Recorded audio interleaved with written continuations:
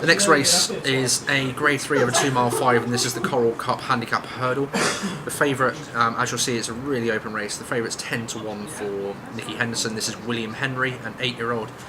He's pulled up on his only chase start and he was quickly put back over hurdles, which was a good idea. He won the Lanzarote at Kempton on soft ground.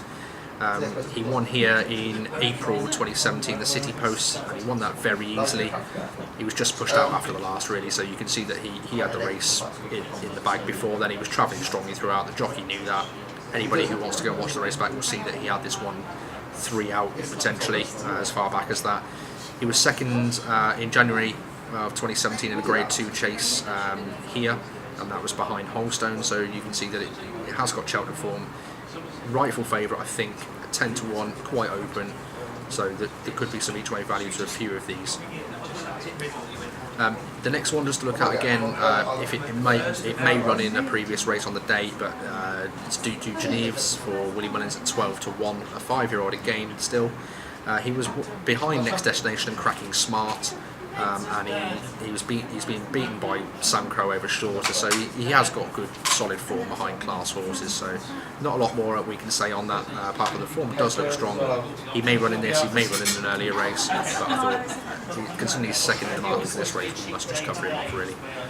The next one in is at 12 to 1 again, and for me, I can't stand this horse. I think it's so disappointing. I think all the hype isn't quite what it should be. This is Nicky Henderson Jenkins. Jenkins has never been a good settler. He always races really freely, and at festivals and in big races that could go against him very easily. If running in here, he does step up in distance, which is a worry on that pure basis that he doesn't settle. If he races freely over further, he's just going to bomb out. So we have got a bit to look there. He was 7th here previously in the Great Wood Hurdle, so he has raced here. It's not exactly the best form ever. If this horse went any shorter, I'd be certainly laying it in the market. Next one in here is Flawless Escape, a 14 to 1 for Gordon Elliott. He won at Leopardstown on soft ground by a length, and he did have to work quite hard to do that really. He was third in Grade B on the same track over 3 miles behind Total Recall, so you can see that again over 3 miles it's not going to have a stamina problem, and being Total Recall as well, who's come out once since and who is very prominent in the market for the Grand National, you can see that that's pretty strong form.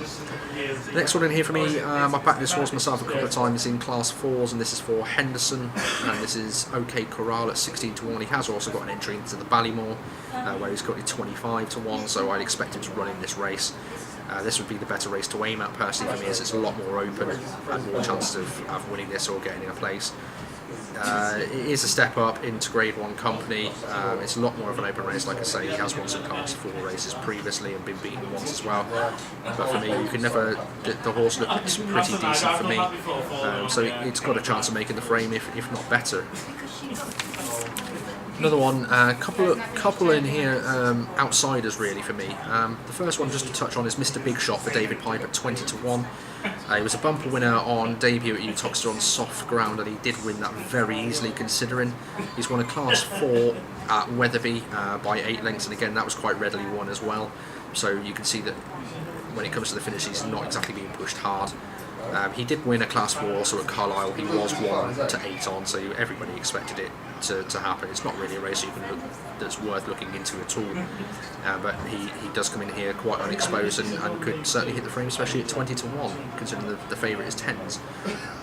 The horse that I'll be backing in this race is at 20 to 1 if he runs. No runner, no bet term, so I'll definitely be backing him, and this is for Philip Hobbs.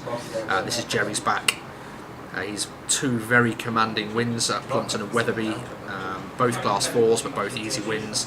They looked a lot easier wins than OK Corral in that company, so for me I'd be expecting it to finish higher in the market than that. It could be anything, especially in this race being so open, but at 20 to 1 I think Philip Hobbs has got a pretty good horse on his hands here. He's only a 6-year-old.